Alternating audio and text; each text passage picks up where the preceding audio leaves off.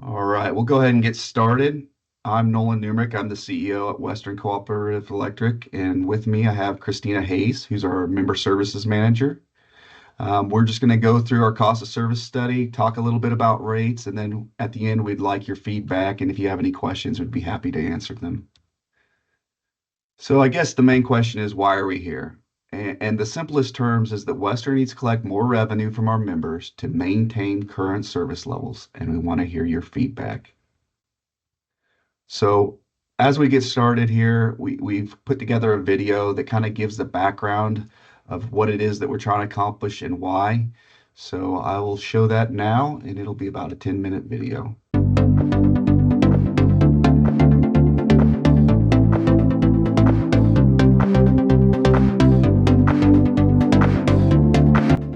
Hello folks, I'm Nolan Numrich, the CEO and General Manager at Western Cooperative Electric.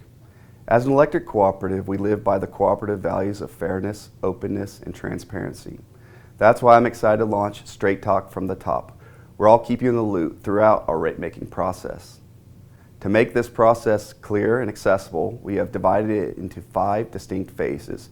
This step-by-step approach allows members to follow along and see how decisions are made for the future of the electric co-op.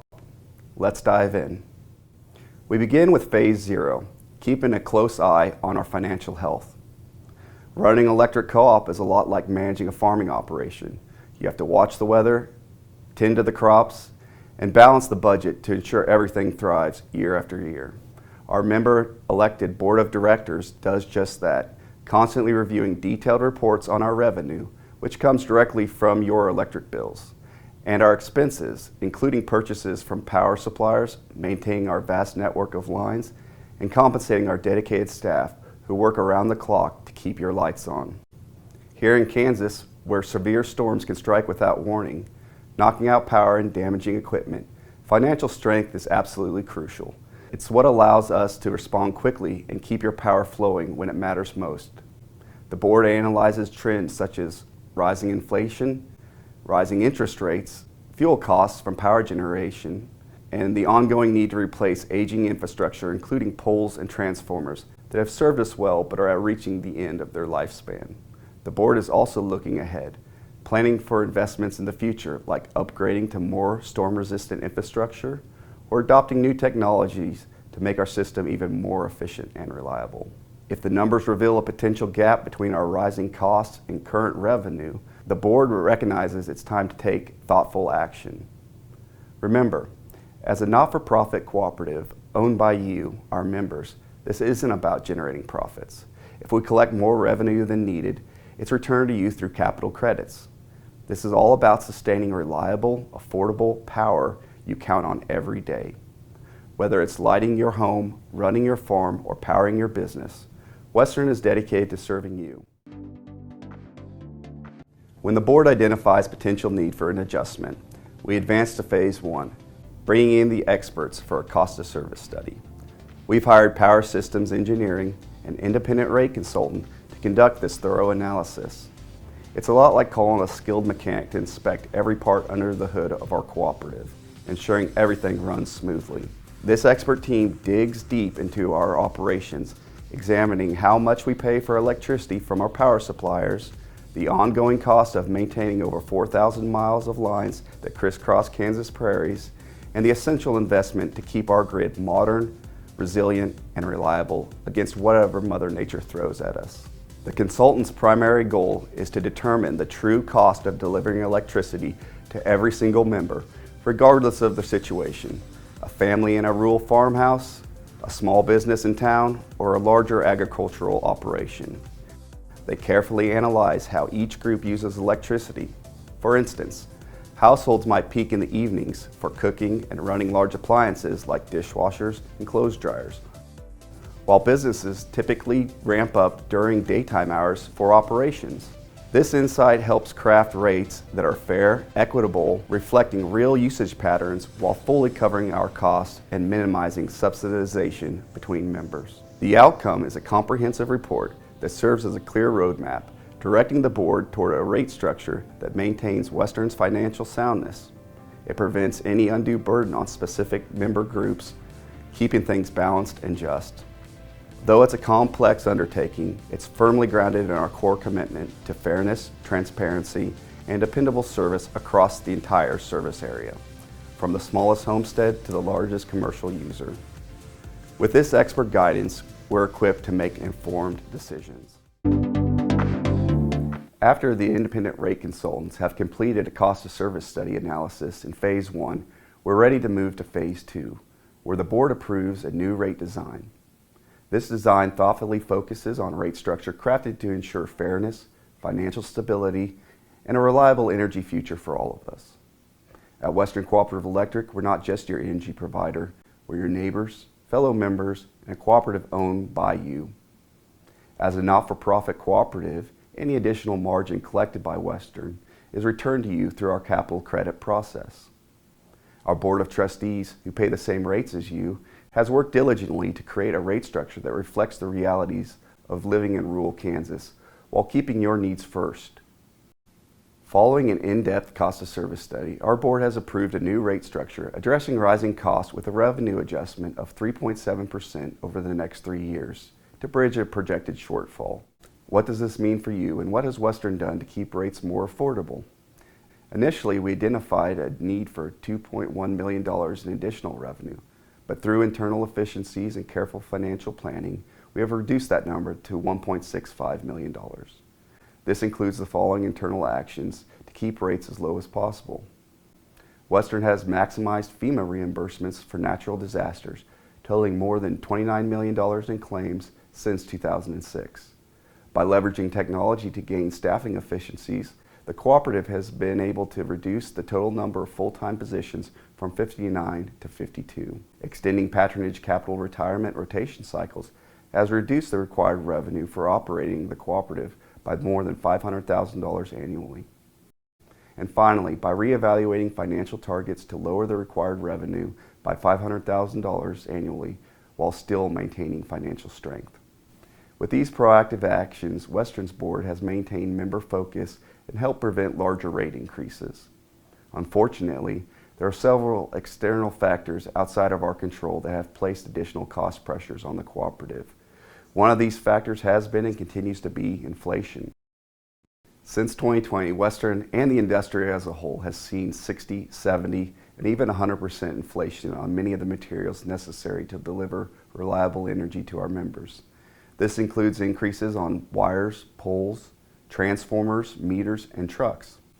The new design updates demand charges and energy rates to better align with actual cost. For example, low usage, high demand residential members may see a slightly higher adjustment, while higher usage commercial or industrial accounts could see more moderate changes. This ensures fairness, minimizing cross-subsidization so no group bears an unfair share. Phase 3 is where you, our members, have the opportunity to weigh in. Western will open a comment period to gather your feedback on the proposed rate changes. We want to hear your thoughts, questions, and concerns. To make this easy, we will be hosting public meetings across our service area where co-op leaders explain the rate design, how it was developed, and how it impacts your monthly bills. These open forums give you the chance to ask questions, have your voice heard, and help shape the final decision. Your input is vital to ensuring the process reflects our cooperative values of transparency and community. It is important to note that not everyone will be affected by these changes in the same way.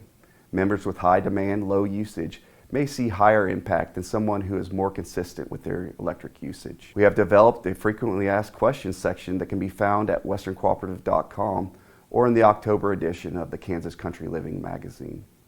I would like to share a few of these FAQs to help you better understand how and why we are analyzing our rate structure. First, what is a cost of service study and how is it conducted?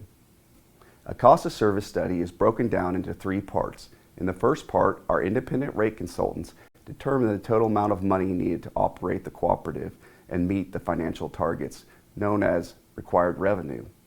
Next, they assign costs to each rate class, residential, general service, irrigation, based on that rate class's share of the required revenue. Finally, a rate design is developed based on the information from the class cost of service to collect revenue needed and fairly assign costs to each member based on how they utilize the system. This leads to the next frequently asked question: why aren't the increases the same for all rate classes? Western remains dedicated to treating all members as fairly and as equally as possible. This means reducing subsidization, staying true to our philosophy that cost causers should be the cost payers. It would be discriminatory for Western to unfairly burden one group of members to pay a larger portion of the cost caused by another group of our members. Another question you may have is, what is demand? Before digital metering, it was much more challenging to utilize demand component. Nowadays, with the data we receive, using demand to determine how each member uses the system helps create a fair rate structure for each member's individual cost of service. Simply put, demand measures how much power you need in a given time. One of the best analogies to understand demand is to compare it to your automobile. Energy charges are recorded in the same way as your odometer, but instead of distance in miles, your meter measures how many kilowatt hours you use. On the other hand, demand is measured by the speed at which you're using electricity, similar to your speedometer. Demand is recorded by measuring the amount of electricity called on any given time, but instead of miles per hour, demand is measured in kilowatts. A scooter and a race car might travel at the same distance, but the speed at which they are traveling requires a different motor, transmission, and tires. Similarly, the speed at which you use electricity requires capacity, transformers, and wires to support your needs. Having separate charges allows Western to bill members more fairly based on the two largest drivers of electric consumption: your impact on the grid and the amount of power you consume. We know this may be a new concept for many of our members, but we're here to help you understand all aspects of our proposed rate design. If you would like an individual rate impact report based on your past usage, please contact our office or email us. We're listening to you, our members, every step of the way. These rate changes are designed to support our entire community while keeping Western Cooperative Electric strong and reliable. Your voice matters, and we welcome the chance to visit with you in person and hear your thoughts. Thank you.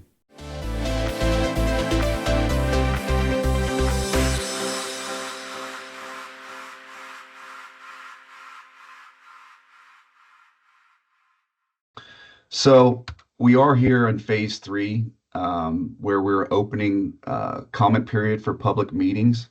So this is where we're at wanting your feedback on what it is that we're proposing. I do want to go back to this slide here of why we're here.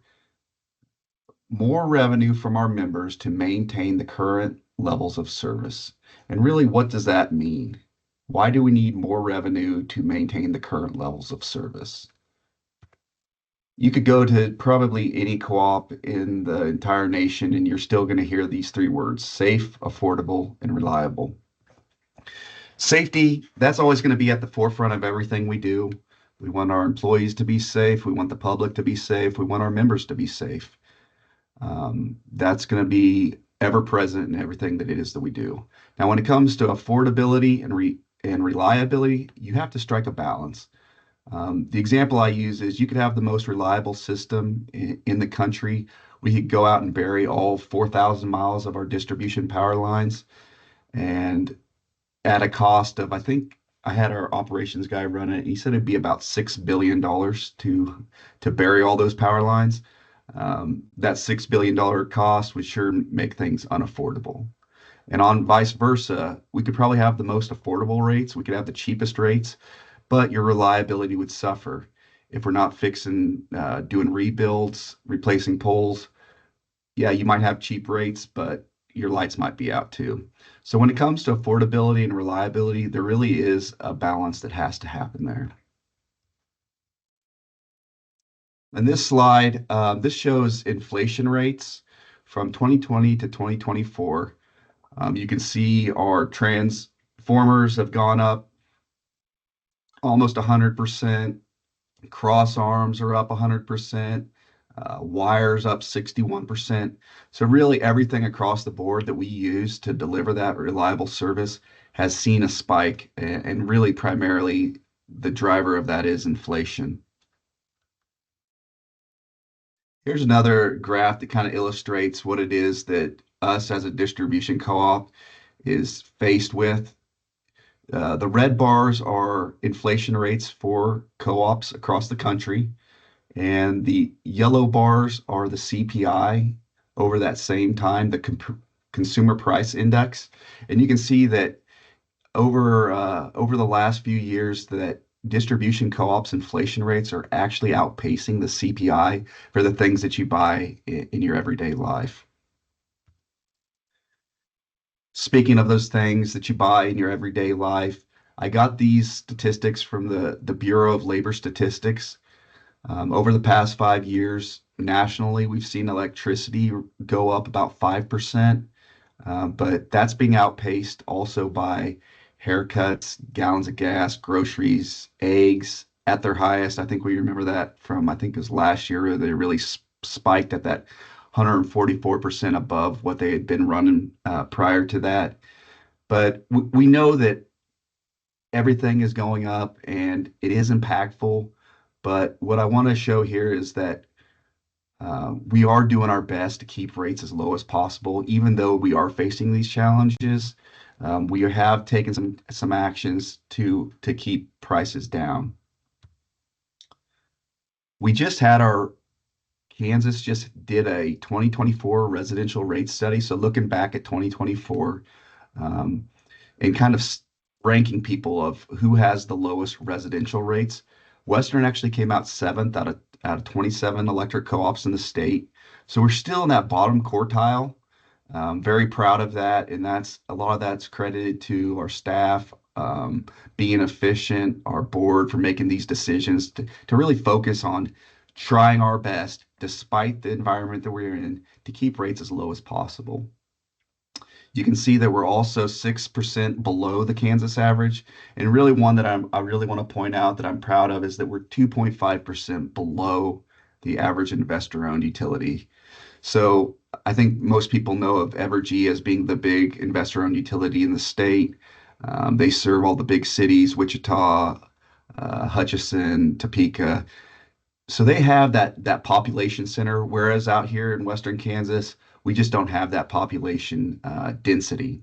So, it's really doing more with less and still being out maybe to beat the big guy in the room. So very proud of that as well.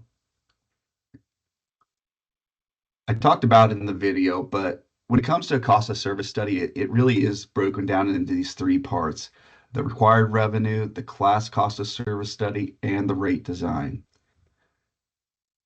The required revenue is kind of that big pot of money. When we bring in our independent rate consultant, PSE, they're looking at, okay, just overall, how much money does Western need to continue operations as they're operating? So what is that dollar amount just in total? These are the results of that cost of service, that required revenue study performed by PSE. And a couple things. Can you see my mouse pointer on here, Christina? No. Okay. A couple of things that I just want to point out on this slide is that O tier target. I'll come back and talk about that. That's one of our financial targets. But you can see in the yellow highlighted box, according to PSE, over the next 3 years, Western is going to need to collect $1.6 million more in revenue, and that's about a 3.8% increase across our entire system. Now, I know that individual impacts are going to be different, based on the rate class and how you use energy, but overall, Western has kind of a shortfall of that $1.6 million as projected by PSE. We talked about these also in the video, but these were some of the things that we've done to keep rates low. We've utilized technology to gain efficiency. We were able to lower our number of full-time employees from 59 to 52 over the past few years.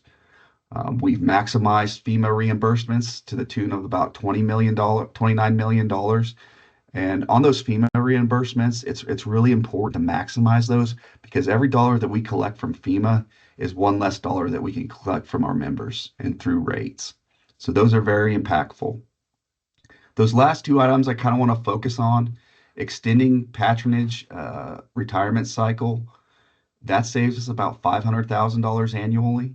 The board decided to move from a 20-year retirement cycle to 25 years, and then also reevaluating our financial targets to lower the required revenue also saved us about $500,000 annually. So when I go back here, that O tier, that's a financial target that the banks look at, and what it does is measure what Western's ability is to pay back the loans that we're taking and the interest rates.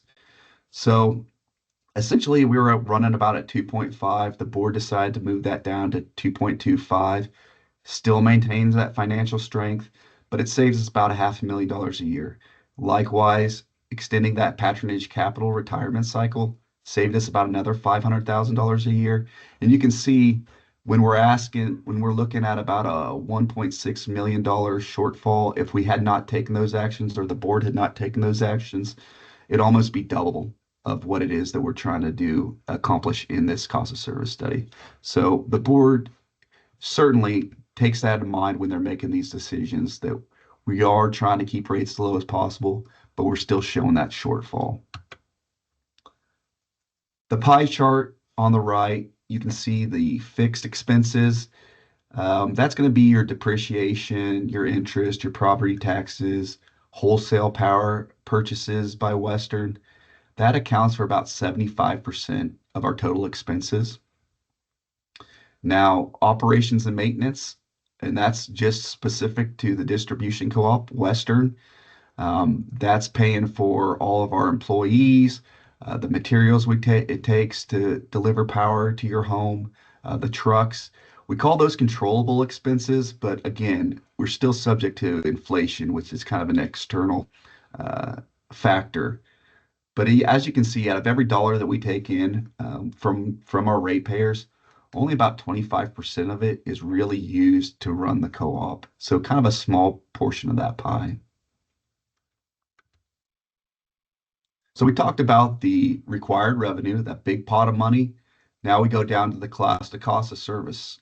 So this is where we break down our members into different groups. So we have our residential, we have our irrigation, large commercial, small commercial. And what PSE does is they take that required revenue and they say, okay, now let's break these down into member groups. What portion of that required revenue can be allocated to residential as being responsible for it? Which part is irrigation is responsible for that amount of revenue that Western needs to bring in? And these are the results of that classic cost of service study. Again, we can see that if you look over on the far right, the cumulative residential, they'll see about a 9.4% increase over those 3 years. It's about a 3% increase per year. But if you go down the list, you can see that not every rate class is it's not a flat increase on every rate class. And again, that goes back to what I was talking about in that video, that we're not trying to subsidize one rate class with another. I have to treat my large industrial members fairly. I have to treat my residential members fairly. So what this revealed was that we were probably underbilling a little bit on the residential side. We could hold steady on like general service medium, a slight increase on general service large. But really what it is trying to find a fair rate structure for all of our members. After the class cost of service study, now we get into the rate design. So, okay, we need to increase, if you look over here on the residential, the cumulative, we need to increase the residential service by about $800,000. How are we going to collect that? And that's where we get into rate design. We're building rates to collect that additional revenue, but also, even within the rate class, making it fair for all of those members. You don't want to be subsidizing your neighbor for their behavior and vice versa, right? Either between rate classes or within a rate class. So we talk about rate design. It's kind of this science versus art when it comes to making a rate design. We know that not all of our design objectives can be simultaneously achieved. There's a lot of different things that we're looking at when we build rates. But again, it's got to be balanced um, on that same philosophy that cost causers should be the cost payers. That if you're putting X amount of strain on the system, that you should be paying X amount of dollars. So that's really the philosophy when it comes to rate design. We have some printouts. This was printed in the Kansas Country Living. It has all of the details of what it is our rate design accomplished. And again, different rate classes have different components. But really what I want to focus on today is the residential rate class. And you can see these were the average monthly increases on residential that see about a $4 to $6 increase per year over the next 3 years. And really, when we decided to implement these rates over a 3 year period, it's really going to impact those increases so that we're not trying to collect that additional $1.6 million all in the first year. We're trying to make it easier for our members to kind of budget and prepare for the future. And again, I just want to reiterate that rate impacts are going to impact everybody differently based on their usage. So we talk about averages. Nobody's average. You might be a little bit above. You might have more kilowatt hour usage. You might have less demand. It's really an individual impact. So if you do want an individual report based on your past usage, we're more than happy to provide those to you.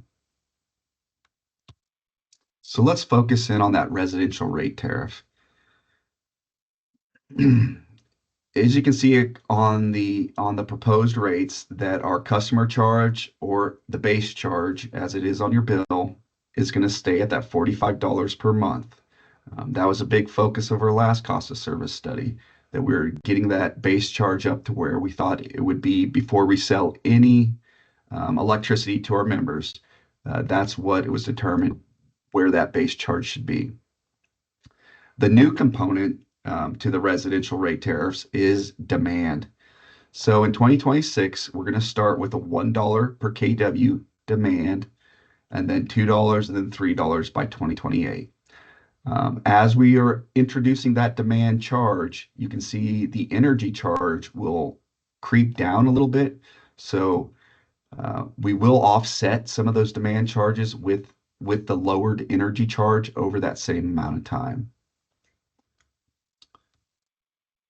For a lot of our industrials, they've been having demand charges for, I went back and I asked our operations team, how long have they had demand charges on general service large?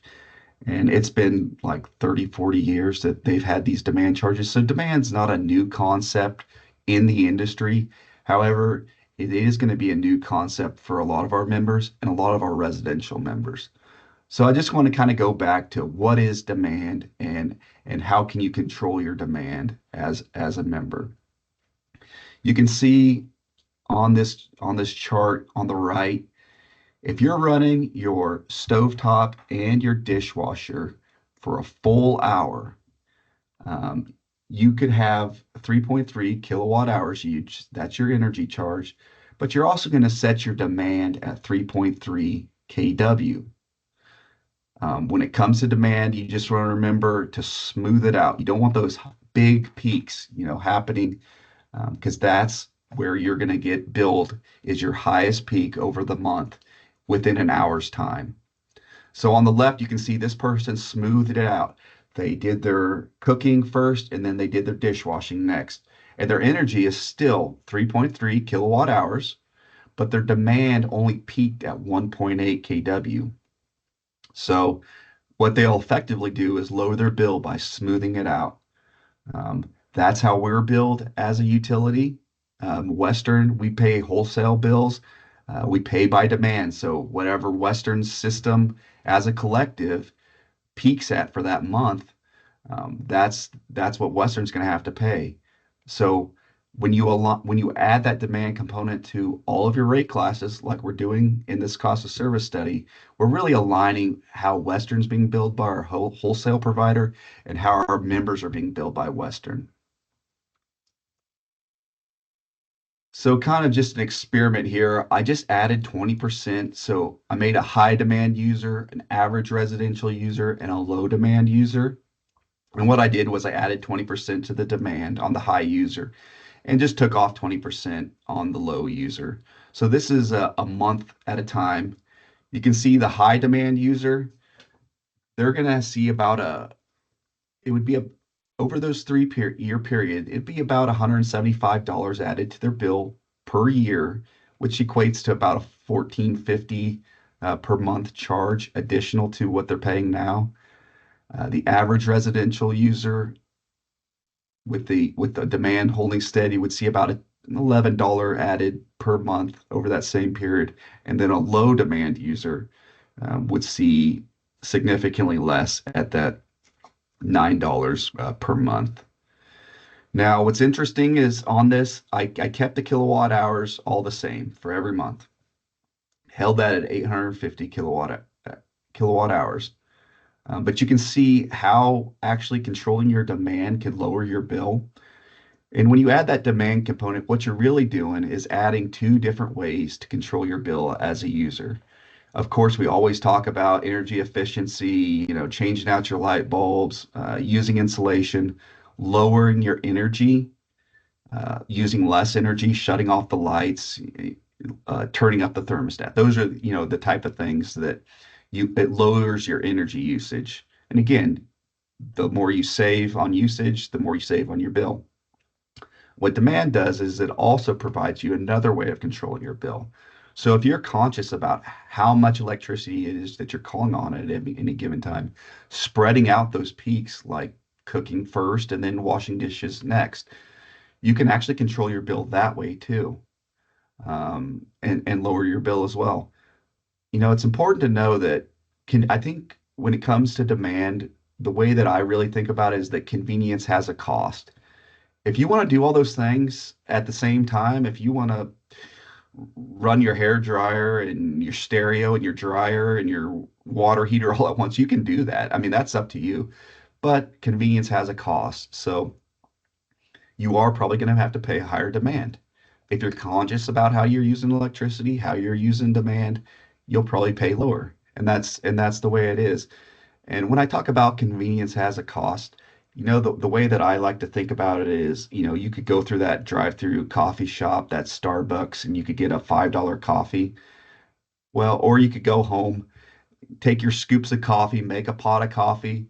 Instead of being $5, it's probably only going to be pennies for a pot of coffee. But you like to drive through that. You like to do that drive through. You don't like to get out the water, grind your beans, do all those things. There's a convenience factor there, and that's what, has that cost associated with it.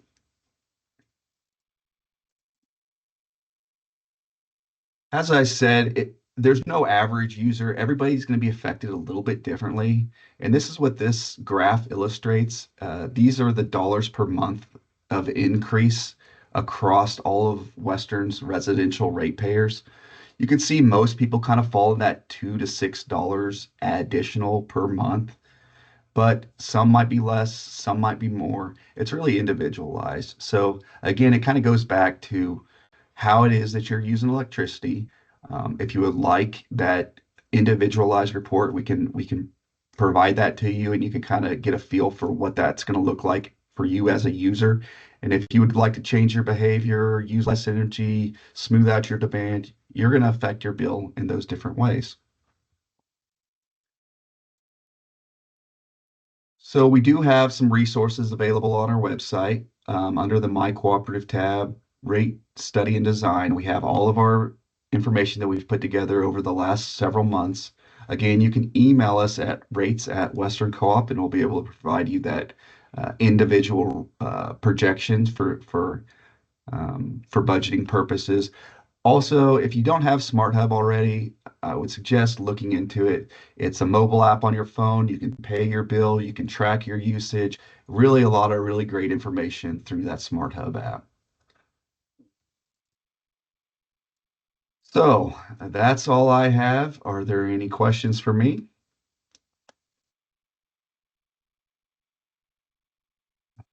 Hearing none.